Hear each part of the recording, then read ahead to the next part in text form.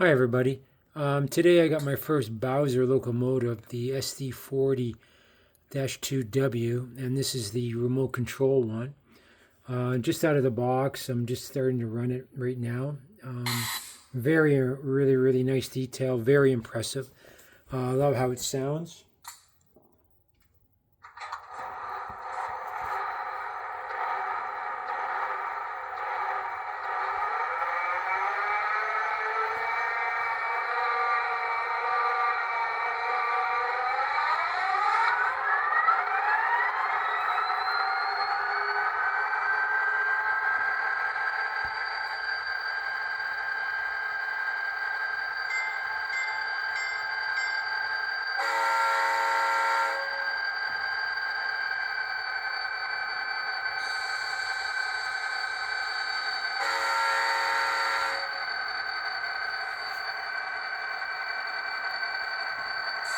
Speed step 1, 2, perfect.